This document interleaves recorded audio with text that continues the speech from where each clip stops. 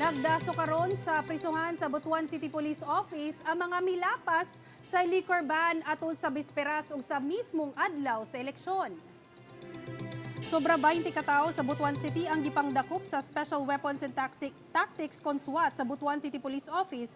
Pipila ka oras una ang piniliay tungod sa pagsupak sa liquor ban nga gipatuman sa COMELEC. Gipangdakop ang mga sospek human kini nag-inom sa Masao Beach sa lungsod sa Butuan. Nakuha gikan sa mga sospek ang mga botelya sa beer ug mga hard drinks. Lantaran kunong gisupak sa mga dinakpan ang omnibus order sa COMELEC. Gisangat na karong adlaw ang kaso batok sa mga dinakpan sa piskalya. Makagawas lang kini panahon nga makapiyansa.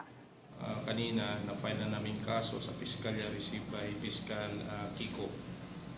Then, siguro after 2 days or this coming Wednesday, may resolution na yan para makabilban ang mga akusado. So, ayan, kita nyo doon, 20 yan.